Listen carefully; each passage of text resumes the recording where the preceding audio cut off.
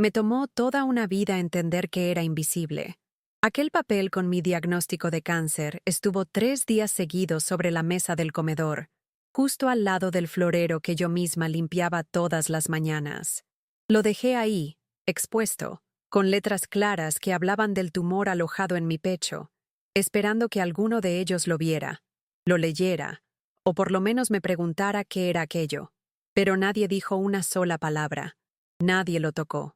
Pasaban al lado como si fuera un folleto de supermercado o una factura más que alguien se olvidó de archivar. Recuerdo perfectamente el dolor punzante de esa indiferencia, peor aún que el del propio cáncer. No es que esperara un abrazo colectivo ni palabras exageradas de consuelo, solo deseaba un pequeño gesto que demostrara que aún era alguien importante en esta familia. Mi marido, Edward, pasó frente a ese papel más veces que nadie. Incluso lo movió una tarde, ligeramente irritado porque tapaba su periódico. Mis hijos, David y Emily, tampoco se interesaron en absoluto. Estaban demasiado ocupados en sus propias vidas como para notar lo que pasaba con la mía. Me dolía profundamente admitirlo, pero había llegado a un punto donde ya no podía ignorar lo evidente. Después de toda una vida dedicada a ellos, me había convertido en un mueble más, una especie de empleada invisible que ni siquiera merecía un segundo de atención. Lo que más me partía el alma no era la enfermedad en sí, sino esa sensación de haberme desvanecido en medio de la casa que yo misma levanté con tanto esmero. Recuerdo sentarme en la cocina esa noche, fingiendo que preparaba algo, solo para ver si alguien notaba el temblor en mis manos o la hinchazón en mi rostro de tanto llorar en silencio. Nadie dijo nada. Edward estaba en el estudio, con una copa de vino en la mano, escuchando jazz como si viviera en una dimensión paralela. Emily pasó por mi lado con su celular pegado a la oreja y me pidió que colocara más hielo en el congelador. David ni siquiera saludó. Yo estaba ahí, rota por dentro, y ellos actuaban como si yo fuera una sombra más entre las paredes. Esa noche dormí poco. Me quedé sentada en el borde de la cama, observando a Edward dormir plácidamente, ajeno a todo. Lo vi mover los labios entre sueños, murmurando un nombre que ya no era el mío. Charlotte. No era la primera vez. Hacía años que intuía que aún mantenía algún tipo de lazo con esa mujer del pasado, pero esa noche no me dolió por celos. Me dolió porque entendí, con una claridad que quemaba, que había estado compartiendo mi vida con alguien que nunca me vio realmente, que había vivido décadas convencida de que era amada, cuando en realidad solo era útil. A la mañana siguiente, me levanté temprano como siempre.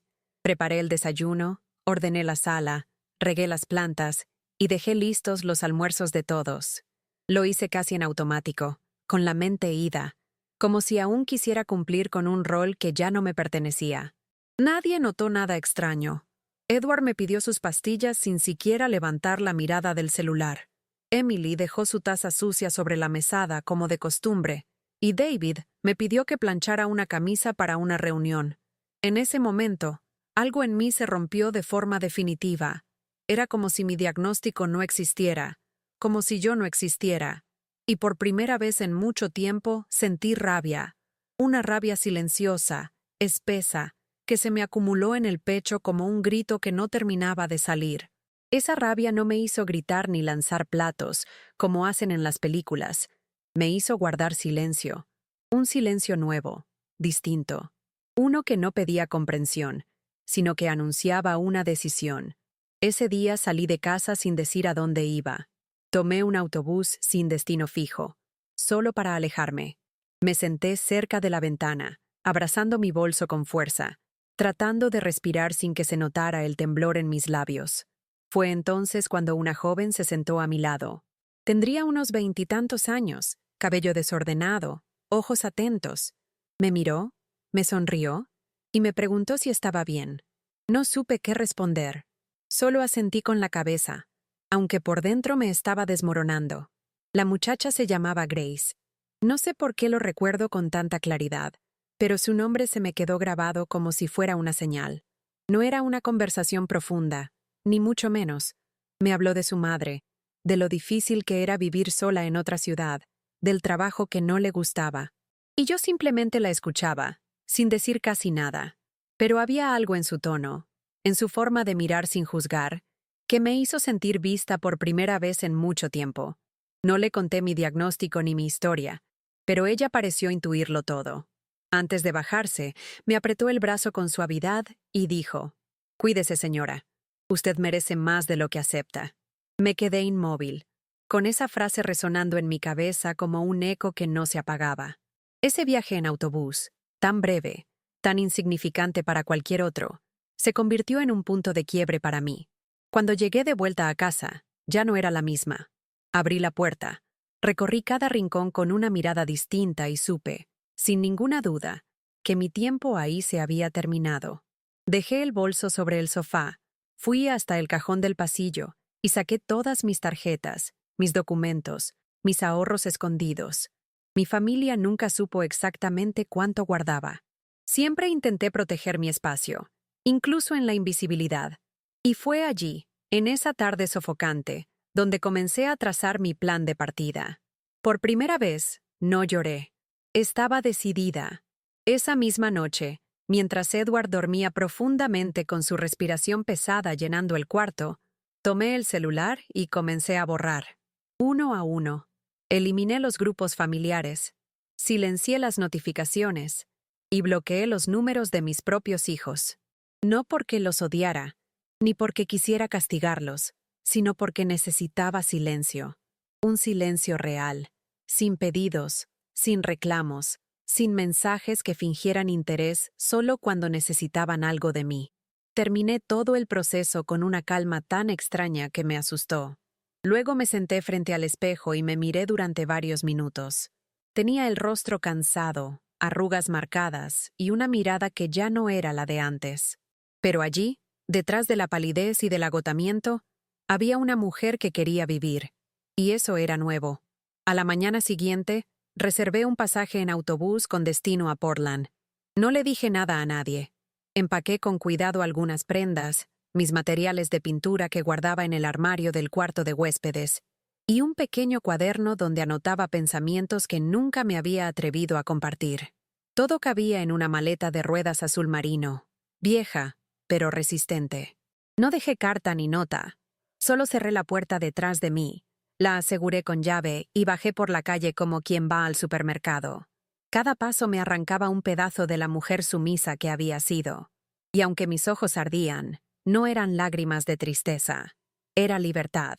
Cuando el autobús arrancó rumbo a Portland, sentí algo dentro de mí abrirse, como una ventana que había estado cerrada durante décadas. Me recosté en el asiento, abracé la bolsa contra el pecho y dejé que mis pensamientos corrieran libres, sin miedo a lo que vendría. No tenía itinerario, ni reservas hechas, ni amigos esperándome. Solo llevaba el nombre de una pensión que había visto en un anuncio antiguo y la valentía que finalmente decidí cultivar. Por primera vez, mi vida no giraba alrededor de nadie. No había almuerzos preparados, ropa por lavar, ni voces pidiendo ayuda. Era solo yo. Y aún con el cáncer allí, dentro de mi cuerpo, me sentía más viva que nunca. Llegar a Portland fue como entrar a otro universo. Las calles tenían un ritmo diferente. La gente parecía no llevar tanto peso en los hombros. Caminé sin rumbo fijo durante horas, hasta que encontré la pensión que había anotado. Era sencilla, con flores en la entrada y una señora mayor que me atendió con un gesto sincero. Me alojé en un cuarto pequeño, con una ventana que daba a un árbol frondoso. No había lujos, pero tampoco había exigencias. Esa noche, dormí como hacía años no dormía, sin interrupciones, sin preocupaciones, sin sentirme usada, solo con la certeza de haber dado un paso que cambiaría todo. En los primeros días en Portland, redescubrí cosas simples que había olvidado por completo. Caminaba por los parques, observaba a la gente sin prisa, me sentaba en cafeterías sin tener que rendir cuentas a nadie. Compré un cuaderno nuevo y lápices de colores, y empecé a dibujar sin presión, como lo hacía cuando era joven. Al principio, mis manos temblaban, no por la enfermedad, sino por el miedo de no recordar cómo crear algo solo para mí. Pero luego, poco a poco, las líneas comenzaron a fluir, y con ellas, también mi dolor. Cada trazo era una manera de vaciar todo lo que me había callado durante décadas. No pintaba para vender, ni para mostrar. Pintaba para existir. Una tarde, mientras dibujaba sentada en una banca, una mujer mayor se acercó y me preguntó si enseñaba. Reí. Le dije que apenas estaba recordando cómo sostener un lápiz. Ella insistió en que mis colores tenían algo distinto. Fue la primera vez en mucho tiempo que alguien vio valor en lo que hacía, no por utilidad, sino por belleza. Se llamaba Teresa y me presentó a un grupo de mujeres que se reunía todas las semanas para crear arte y compartir historias. Eran jubiladas, viudas, algunas escapando de pasados aún más tristes que el mío. Pero en ese grupo encontré algo que en mi casa nunca tuve: respeto, escucha y libertad para ser sin tener que servir. Con el tiempo, empecé a dormir mejor. No eran noches perfectas, pero ya no me despertaba sobresaltada por ruidos o por listas mentales de cosas que tenía que hacer para los demás. Mi cuerpo seguía enfermo, sí, pero mi alma comenzaba a sanar. Empecé a alimentarme mejor, a moverme más, a reírme sin culpa. Me sorprendía notarme cantando sola mientras cocinaba, algo que no hacía desde que mis hijos eran pequeños. Y en medio de esa rutina nueva, sencilla y silenciosa, empecé a revisar mis cuentas. Descubrí que tenía más ahorros de lo que imaginaba. Durante años había guardado pequeñas sumas, por si acaso, y ahora ese acaso tenía nombre: mi nueva vida. Una mañana de domingo, mientras organizaba unos papeles, encontré una nota vieja que Edward me había escrito en nuestro aniversario número 30. Era un mensaje frío, impreso por computadora, sin firma ni rastro de emoción. Lo leí sin lágrimas. Me sorprendió la ausencia de dolor. Era como leer un archivo olvidado de otra persona. Comprendí entonces que nuestra historia había terminado mucho antes de que yo lo aceptara. Él solo se quedó por conveniencia. Y yo me quedé por miedo. Pero ya no tenía miedo. Sabía que era hora de volver. No para quedarme, sino para cerrar lo que aún estaba abierto. Volví a casa sin anunciarme. Tomé un tren nocturno y llegué un martes por la mañana, cuando sabía que nadie estaría. Entré con mis llaves, recorrí las habitaciones en silencio y sentí un vacío que no me dolió. La casa seguía igual, los platos apilados como siempre, la ropa de Edward tirada sobre la silla, la lista de compras pegada en la nevera con mi letra antigua. No sentí nostalgia, sentí distancia. Subí las escaleras, fui hasta mi antiguo cuarto y tomé algunos libros que aún me pertenecían. En el fondo del armario encontré una caja con fotos nuestras. La miré unos minutos, cerré la tapa y la dejé allí. Algunas cosas es mejor que se queden en el pasado. Edward llegó cerca del mediodía. Al verme, frunció el ceño, sorprendido. No preguntó cómo estaba. No me abrazó. Solo dijo: ¿por qué no avisaste? Esa fue su bienvenida. Me limité a responderle que solo venía a hablar. Nos sentamos en la sala, frente a frente, como dos desconocidos. Le dije que quería el divorcio.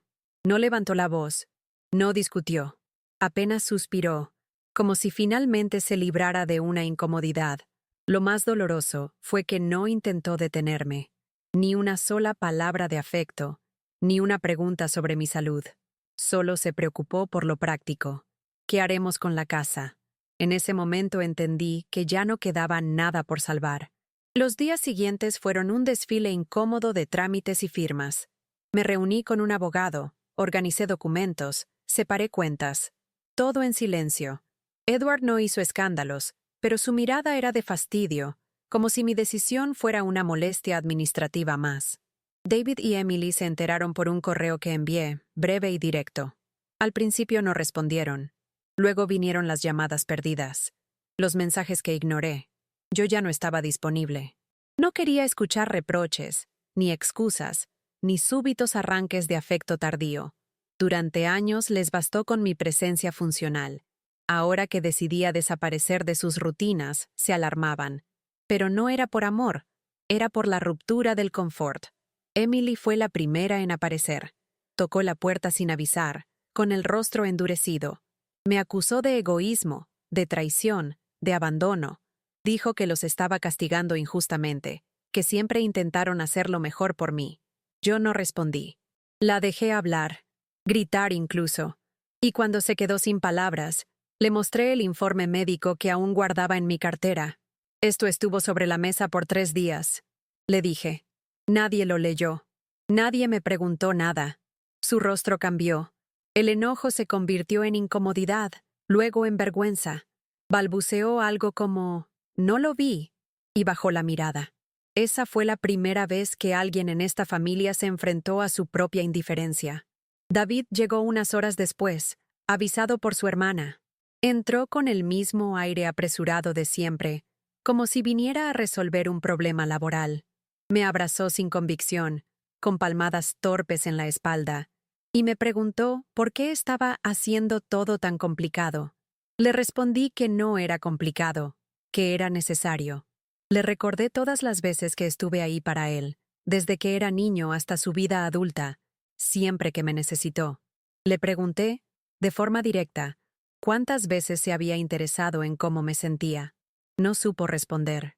Solo dijo, «Pensé que estabas bien, siempre te las arreglabas sola». Me reí, no con burla, sino con tristeza, porque ese era el verdadero problema. Me acostumbré a resolverlo todo, y ellos se acostumbraron a verme como una figura eterna, sin necesidades. Les facilité tanto la vida que olvidaron que yo también la tenía. Aquella tarde, los miré a ambos como si fueran desconocidos. Les dije que no los odiaba, pero que ya no quería esa relación, que había decidido vivir mis días restantes con dignidad, lejos de la dinámica familiar que me había consumido por dentro. No lloré. Ellos sí. Y aunque parte de mí deseaba consolarlos, no lo hice. No esta vez. Después de esa conversación, recogí mis últimas pertenencias y cerré la puerta sin mirar atrás. No me fui a Portland de inmediato. Me quedé algunos días en una pequeña cabaña cerca del campo, un lugar al que había ido sola una vez con Edward, hace décadas. Esta vez fui sola, por decisión propia. Me levantaba temprano, caminaba descalza sobre la hierba mojada, escribía en mi cuaderno y pintaba sin prisa. Me permití escuchar el silencio, sentir el peso del aire sin la presión de servir a nadie. Fue en esa soledad elegida donde comencé a recuperar mis sentidos. Descubrí que el ruido de los pájaros al amanecer era más reconfortante que cualquier palabra vacía de los últimos años. Una mañana, mientras limpiaba mis pinceles, me encontré llorando sin entender por qué. No era tristeza, tampoco alegría, era alivio. Lloraba por todo lo que aguanté en silencio, por lo que dejé pasar, por los años dedicados a otros sin pensar en mí, pero también lloraba por la mujer que estaba empezando a nacer. Porque sí, aunque suene raro a los 65, sentía que recién ahora estaba naciendo como persona. Ya no era la esposa de, ni la madre de, ni la abuela que resuelve todo.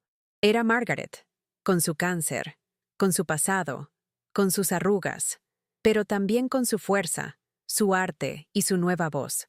Cuando regresé a Portland semanas después, ya no era una visitante confundida, sino una mujer que sabía lo que quería. Volví a la misma pensión donde me habían recibido con calidez. Me ofrecieron el mismo cuarto, y acepté con gusto. Teresa me invitó a su grupo de arte sin necesidad de insistir. Esta vez fui. Llevé mis materiales, mis ganas y mis cicatrices. Las otras mujeres me recibieron como si siempre hubiera pertenecido allí. No necesitaba explicar mi historia. Ellas la leían en mi mirada, en mi manera de mover los pinceles, en mi silencio ahora lleno de presencia. Con cada reunión, sentía cómo se tejía una red nueva bajo mis pies. No de dependencia, sino de compañerismo. Empecé a vender algunas de mis pinturas en una pequeña feria local. No eran obras maestras, pero transmitían algo auténtico, y eso bastaba. Con el dinero, no compraba nada lujoso. Lo usaba para mí, un buen café, una bufanda que me gustaba, una visita espontánea a una galería. Me sentía dueña de mi tiempo, de mi espacio, de mi cuerpo incluso. El tratamiento médico continuaba, sí, pero ya no era una sombra sobre mi vida, sino apenas una parte de ella. Ya no definía quién era yo. Había días difíciles, de dolor físico o cansancio extremo, pero incluso en esos días Me sentía más viva que nunca, porque ya no estaba anestesiada por la indiferencia. Un día recibí una carta de Emily, escrita a mano, sin exigencias, sin reproches, solo palabras sinceras. Me pedía perdón. Decía que no supo ver, que no supo escuchar, que creció creyendo que yo no necesitaba nada porque nunca pedí nada. Admitía su error, sin disfrazarlo, y me agradecía por todo lo que hice, incluso cuando no lo merecieron. La leí 3 veces, sentada en un banco frente al río. Lloré, esta vez sí, porque algo en mí necesitaba oír eso. No la llamé, pero respondí con una carta también. Le dije que no la odiaba, que me alegraba por su despertar, pero que necesitaba tiempo, tiempo para mí, para sanar, para no volver a caer en lo de antes. David, en cambio, no escribió. Solo mandaba mensajes esporádicos con frases cortas, preguntando cómo estaba. Nunca insistió. Tal vez le dolía más de lo que podía admitir. Tal vez pensaba que era demasiado tarde. No lo sé, pero no me amargaba. Cada uno lidia con la culpa a su manera. Yo había dejado de esperar que me amaran como necesitaba. Ya no ponía mi valor en sus respuestas.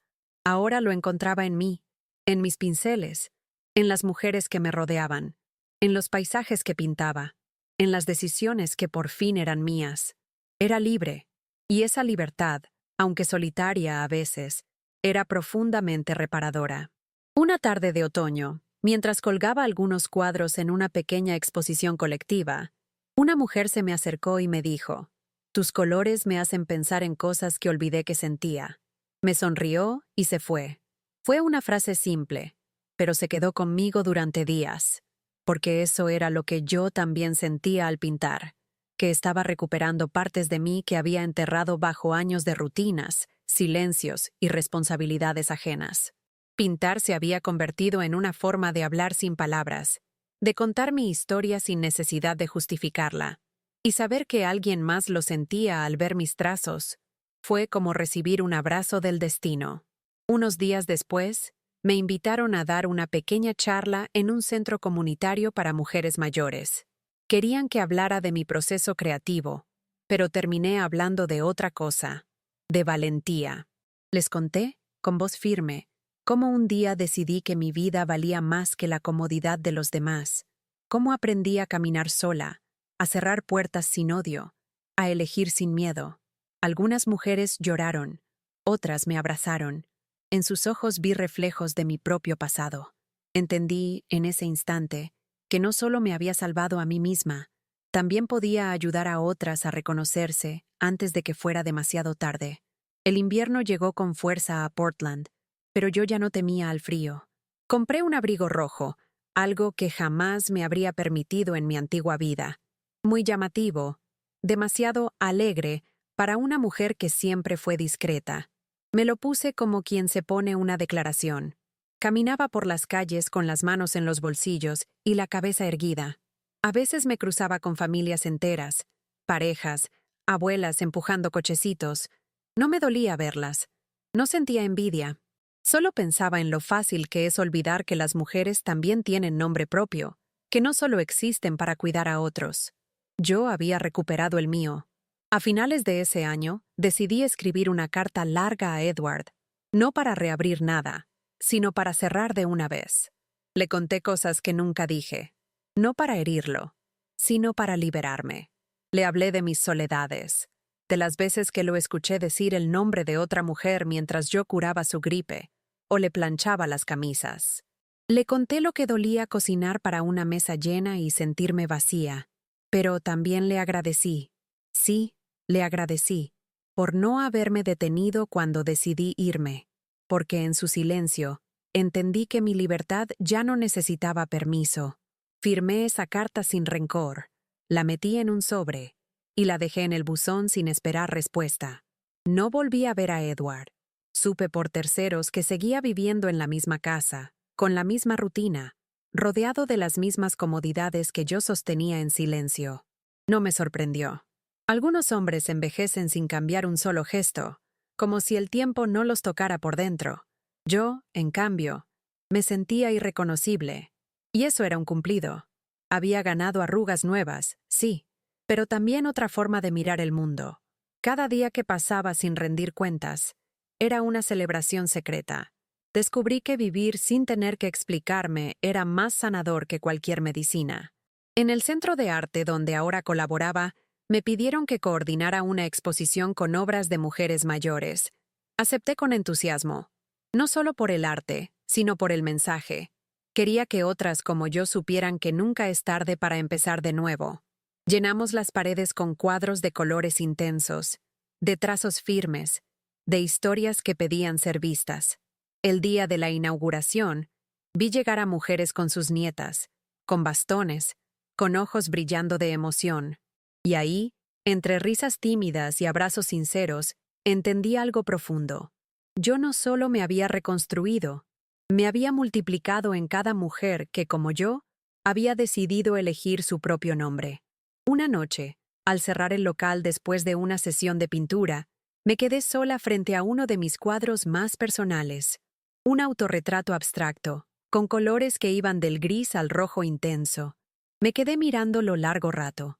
No tenía un rostro definido, pero había en él una energía que me estremecía. Era yo, sí, pero también era todas las versiones de mí misma que había dejado atrás. La joven que renunció a sus sueños, la madre abnegada, la esposa ignorada, la enferma silenciosa. Y también estaba la mujer que ahora respiraba sin miedo, con el pincel en la mano, dispuesta a seguir creando hasta el último día. Poco tiempo después, recibí una llamada inesperada.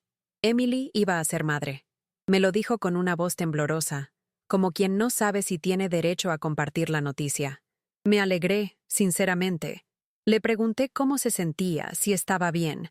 Me contó que pensaba en mí cada día, que quería hacerlo distinto, que no quería repetir los errores que cometió conmigo. No le prometí nada. No dije que iría a ayudarla. Solo le dije que confiaba en que ella sabría encontrar su propio camino. Y colgamos en paz. Sin deuda, sin exigencia. Fue la primera conversación limpia que tuvimos en años. Y eso, en sí, ya era un renacimiento. La vida no se volvió perfecta después de mi huida. Hubo días de miedo, de cansancio, de duda. El cáncer no desapareció por arte de magia. Y algunas mañanas el dolor me recordaba que mi cuerpo seguía librando una batalla silenciosa. Pero había una diferencia enorme. Ahora, cada esfuerzo tenía sentido. No vivía para otros. Vivía para mí. Me cuidaba no para seguir sirviendo, sino para seguir sintiendo. Descubrí que se puede tener dolor y alegría al mismo tiempo, que una puede estar rota en partes, y aún así caminar con la cabeza en alto, que la libertad también duele, pero es un dolor que limpia. Una tarde de lluvia, mientras regresaba con un bolso lleno de frutas del mercado, me crucé con Grace, la joven del autobús. Casi no la reconocí, pero su sonrisa era la misma. Se sorprendió al verme. Me abrazó con una calidez que me desarmó. Le conté, por encima, lo que había pasado desde aquel día. Ella me miró, con los ojos brillando, y me dijo, «Sabía que usted no era una señora cualquiera». Algo en su mirada me lo decía. Nos sentamos a tomar un café, como dos viejas amigas, y ahí entendí que a veces una palabra, un gesto, una mirada, pueden cambiarlo todo. Ella no lo sabía, pero había sido la chispa que encendió mi revolución silenciosa. Después de ese encuentro con Grace, volví a casa y abrí mi cuaderno. Empecé a escribir, no solo para mí, sino pensando en todas las mujeres que nunca se atrevieron a hablar. Relaté cada momento de mi historia con honestidad brutal, los silencios largos, las cenas sin palabras, los cumpleaños donde cocinaba para todos, pero nadie se acordaba del mío. Escribí sobre el cáncer, sobre el miedo, sobre la rabia, pero también escribí sobre la libertad, el arte, las nuevas amistades y sobre cómo había aprendido a respirar sin permiso. Quería que, algún día, alguien leyera esas páginas y supiera que no estaba sola. Unas semanas después, decidí imprimir algunas copias y dejarlas en centros comunitarios, en bibliotecas, incluso en un hospital local. No puse mi nombre completo. Solo firmé como Margaret. Me sorprendió recibir correos de mujeres que se habían sentido reflejadas, que me agradecían por poner en palabras lo que ellas no sabían cómo decir. Una incluso me escribió: «Gracias por escribir lo que yo solo me atrevía a pensar en las noches». Lloré con ese mensaje.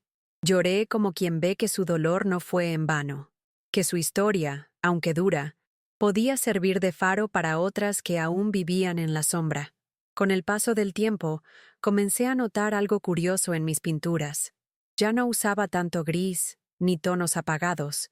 Empecé a inclinarme por los colores vivos, los contrastes intensos, las formas más sueltas. Era como si mi mano, sin que yo lo planeara, empezara a gritar lo que antes susurraba. Cada trazo hablaba de transformación, y cada vez que colgaba una nueva obra en la pared del centro cultural, sentía que dejaba atrás otra capa de esa mujer domesticada por años de sumisión emocional. Mi arte ya no buscaba aprobación. Era testimonio, era cuerpo, era historia. Un día, Teresa me propuso hacer una exposición individual. Al principio dudé. ¿Quién era yo para ocupar una sala entera? Pero después lo pensé mejor. ¿Quién mejor que yo, que había vuelto a empezar desde el suelo, para mostrar que sí se puede? Acepté. Trabajé durante semanas seleccionando cuadros, escribiendo pequeños textos para acompañarlos. El día de la inauguración, la sala se llenó. Había mujeres, hombres, jóvenes, ancianas. Algunos lloraban frente a las obras. Otros se acercaban a decirme que sentían como si yo les hablara directamente. Y en medio de todo eso, ahí estaba yo, en pie, firme, con la espalda recta. Por fin me veían. Pero más importante aún, yo también me veía. Después de esa exposición, me ofrecieron coordinar un taller permanente para mujeres mayores que quisieran reconectar con su creatividad. Acepté sin pensarlo 2 veces. No era una maestra profesional, pero sí sabía lo que era volver a empezar desde la nada. Cada semana, el salón se llenaba de risas tímidas, de manos inseguras al principio, pero cada vez más firmes. Mujeres que venían con sus historias a cuestas, divorcios, duelos, años de silencio, enfermedades, abandonos. Y ahí estábamos todas, compartiendo no solo pinturas, sino pedazos de vida que ya no nos daban vergüenza mostrar. Era un espacio de reparación colectiva. Una tarde, mientras limpiábamos los pinceles y recogíamos los lienzos, una señora de cabello blanco y voz suave me dijo: «Gracias por enseñarnos que no estamos acabadas, que aún somos». Me quedé en silencio. No supe qué responder, porque en esa frase estaba todo lo que yo también necesitaba escuchar años atrás.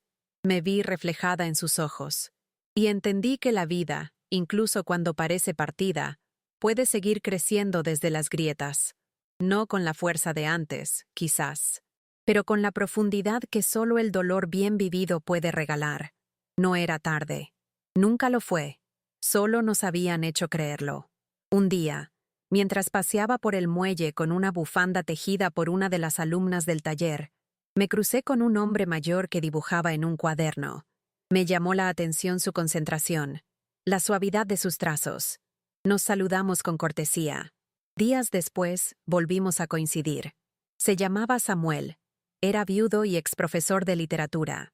Comenzamos a conversar, sin expectativas, solo compartiendo historias. Él no me preguntó por mi pasado ni me ofreció ayuda. Solo me escuchó. Y eso, después de tantos años de ser útil y servicial para otros, fue un regalo inesperado. Una relación que empezó sin presiones, sin máscaras, sin urgencias. Con Samuel aprendí otra forma de compañía, la que no invade, la que no exige. A veces salíamos a caminar sin decir una palabra, otras veces nos perdíamos en charlas sobre libros, arte o recuerdos.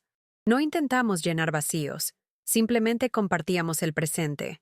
Él me decía que mi forma de ver el mundo era una resistencia viva. Yo me reía, pero en el fondo entendía lo que quería decir. Nunca hablamos de amor en términos tradicionales. No había necesidad.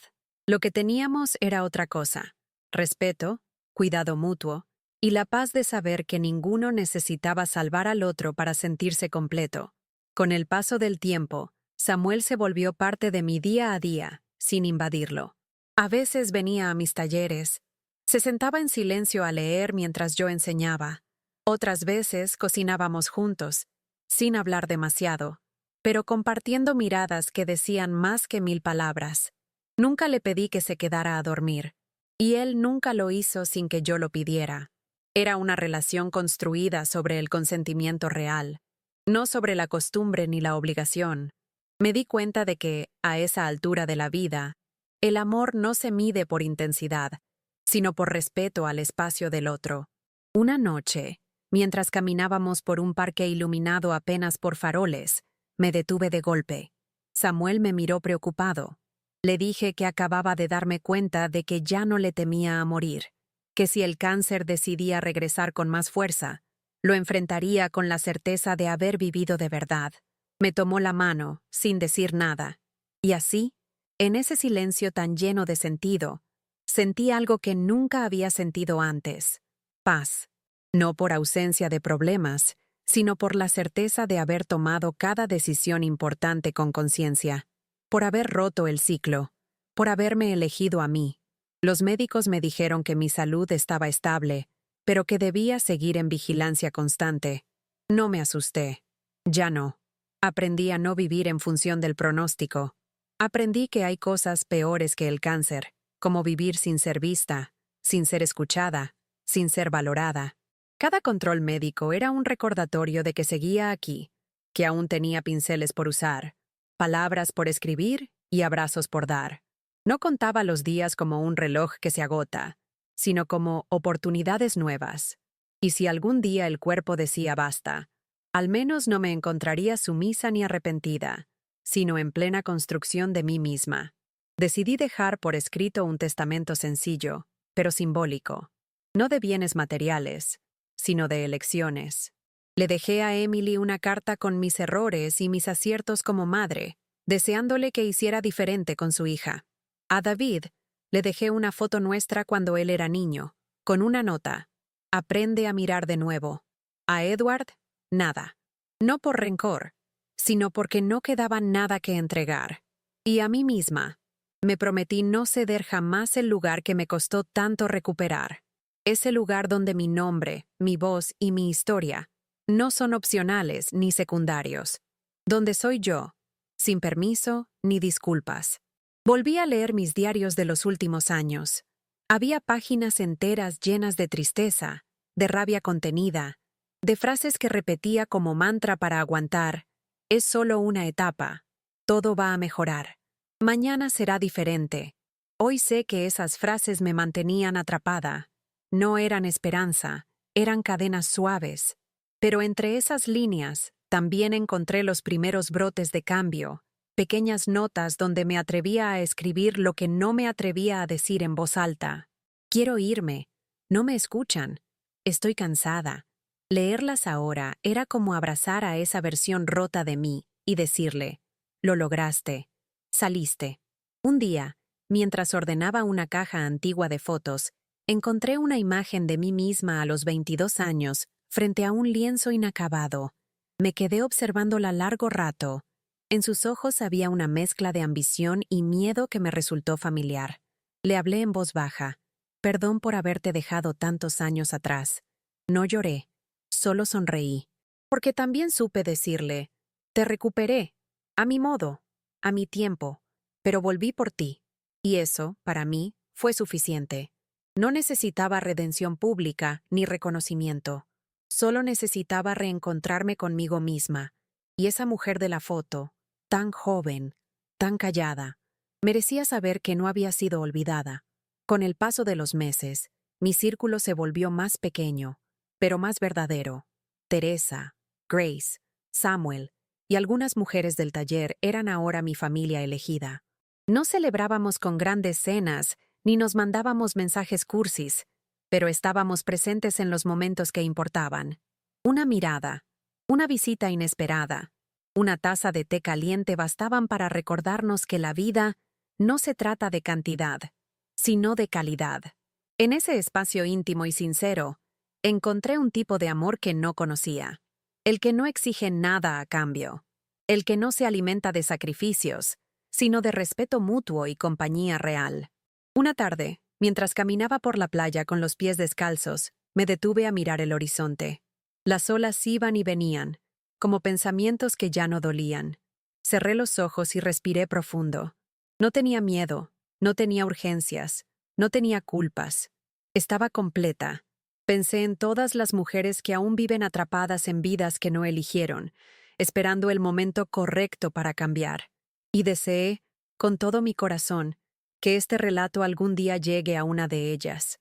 Que lo lea en silencio, tal vez de noche, y sienta un impulso, una rabia, una ternura, lo que sea, que la haga decir, yo también puedo irme, yo también merezco elegir.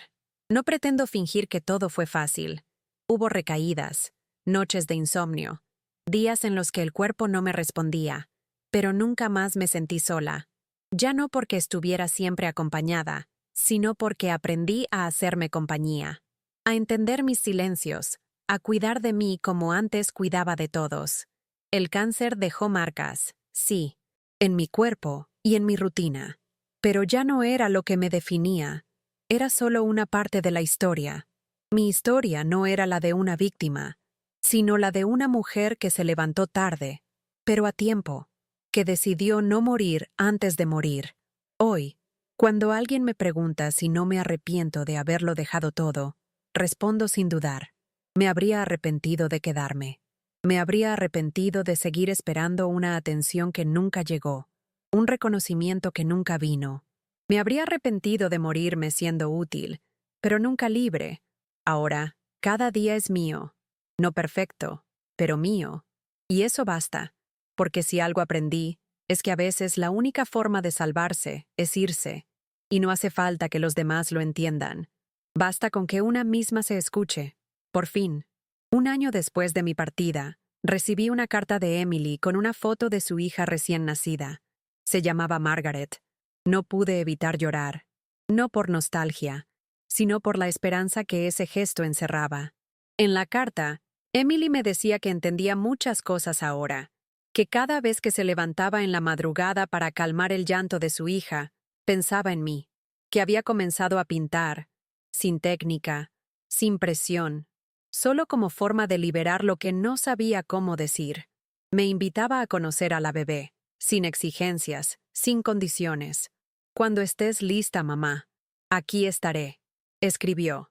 Y por primera vez, sentí que me hablaba no desde la hija que exigía, sino desde la mujer que comprendía. Guardé la carta en mi cuaderno, entre las páginas donde había escrito mis primeros pensamientos de fuga. No respondí de inmediato. Me tomé el tiempo de sentir. Y eso, en sí, era un acto de amor propio. Antes habría corrido. Ahora sabía esperar. Me senté frente a un lienzo en blanco, uno grande, más que los anteriores.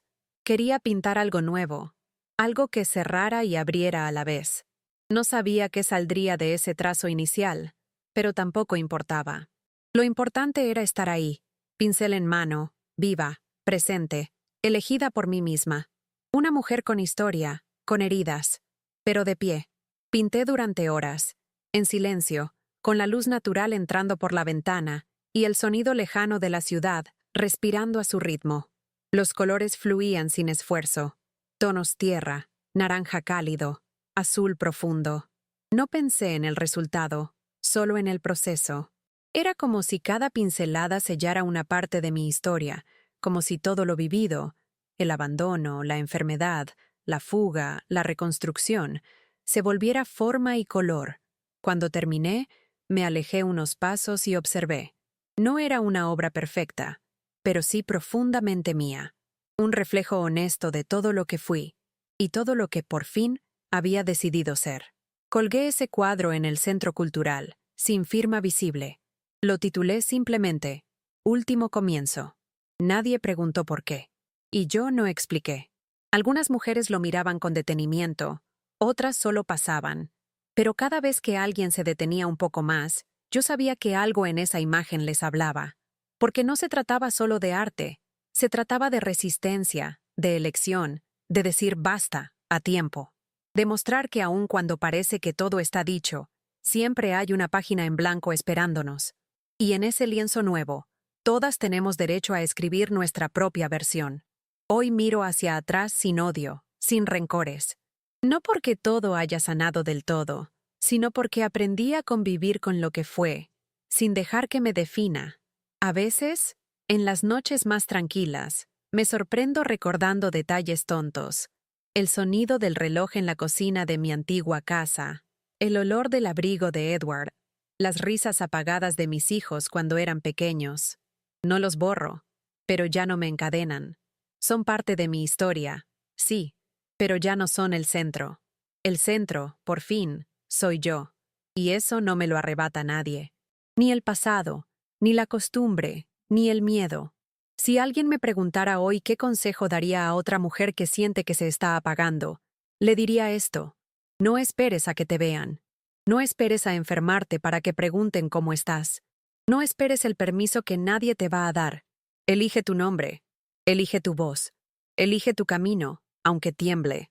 Porque si yo, Margaret, a los 65 años, con un cáncer en el cuerpo y una vida entera dedicada a otros, pude elegir empezar de nuevo, tú también puedes.